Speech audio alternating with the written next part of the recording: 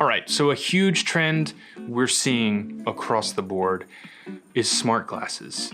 And that's like a blanket term because I think what's happening is they're sort of slipping into 3 different categories.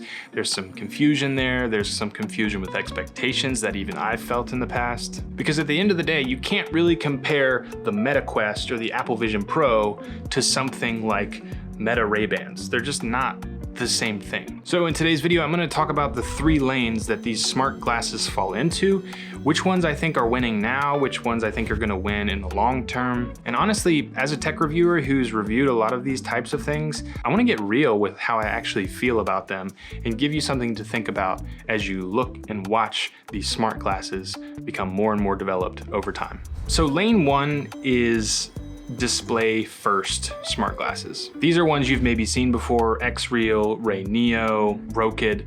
They're literally like, a lot of them just look like regular glasses, like sunglasses, and you put them on, you sort of connect it via USB to a phone or a hub or your computer, and it really just puts a screen in front of your face. I think a lot of these companies market this as like a 120-inch screen floating in front of you, but it's really not that. In fact, I really don't like when they market it that way, because it feels more so that you put on goggles and there's screens inside of them. It doesn't feel like there's a big screen floating in front of you.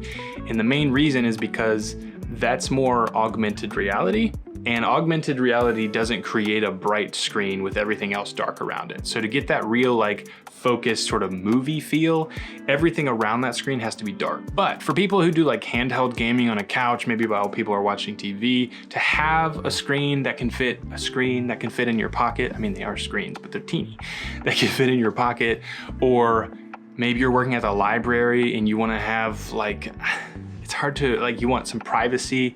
There's a use case there, but this technology is here and it works well. Like, it's crazy how sharp those screens can get. I personally have found problems maybe with the shape of my face or how my eyes are laid out or something, where a lot of times corners are blurry with these types of screens, which other people don't have problems with. But this is probably actually my least favorite version of smart glasses that are out there right now. All this said, the technology is here, it's now, and there's only so much they can do to improve upon it. So we're not looking at like beta versions of this. You can go out and buy this exact concept right now from a few different places. If it solves a problem, it can solve it today.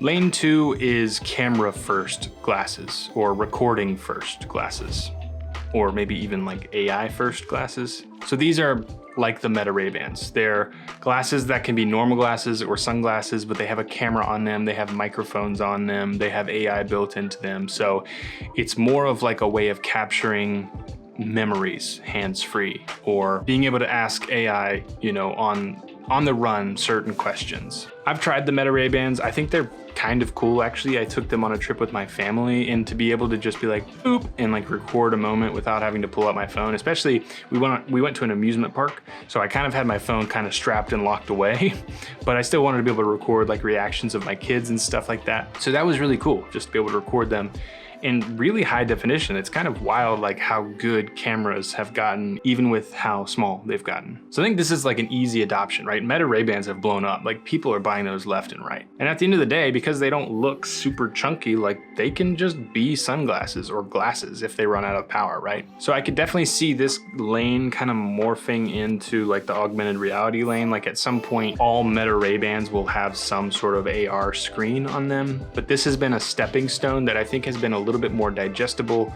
for consumers, and the price point isn't super high because they're not trying to fit a screen into this thing. So it's been easy to adopt for a lot of people. All right, so the third lane in this smart glasses phenomenon are true AR glasses. This is Tony Stark being able to interact and morph his environment. Everything is like floating in front of you. It's interactive. You get your notifications. You can watch, you know, navigation as you're driving down the road. You could black it all out potentially and just watch like a YouTube video. It's basically like everything in your phone in front of your eyes, creating this sort of mixed reality where you're seeing reality, but you're also seeing augmented reality put on top of that. This is sort of like the future everyone imagines, right? It's so cool watching Tony Stark like manipulate things in real time and in space. But I think this is the tech that's furthest away. I think we're definitely making strides towards it. I've reviewed in the past the Even Realities glasses, which is just a monochrome green thing that floats in front of you. I think it's like the closest I've seen to this type of reality that exists.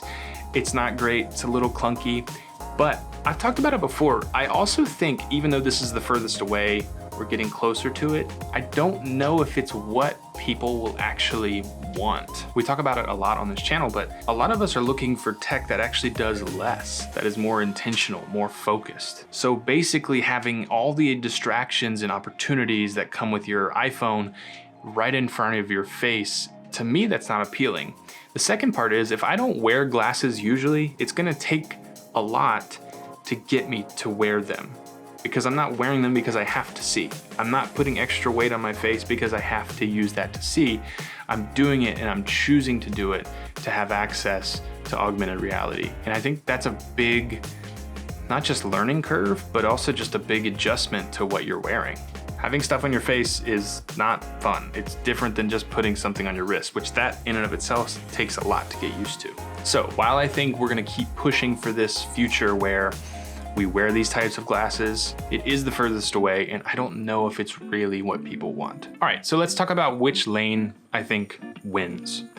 I think right out of the gate, like the thing that is most here and present and now are the display first glasses. I'm talking about X-Real, Ray Neo, Rokid, the ones that you put on your face, connect to a phone, a computer, a little box, and it allows you just to see a screen big, right? Like floating in front of you. I just think that the tech is there. For that purpose, it's fine. So that's here and now, it's fine. A lot of people love them. I don't really love them. It's whatever. Now, the camera first glasses are starting to pick up and grow. I love seeing like people capturing tech unboxings or like going on a hike or something with like Ray-Ban Meta glasses on. It's just such a cool POV. And it feels a lot easier throwing that on than something like a little like action cam or something. So I think those are getting better and better, and they're adding a little bit more functionality. But I think the third lane is true AR glasses. And I think these ultimately, as I mentioned, are what we're trying to achieve. Like we kind of want all three of these things to be one thing, AR/VR/XR, right? And I think like ultimately that will win. But again, I don't know if we really need it to, if we really want it to. It's gonna be exciting to see. Let me know in the comments which of these three lanes you think is winning or will ultimately win. If you're more interested in how tech really fits into your life, the next video in this series is basically going to be like a calm tech starter kit. So make sure to subscribe for that. On this channel, we talk about tech that marries form and function. Our mission here is to help you discover intentionally designed and well-made products, so that you can build a calmer, more focused life.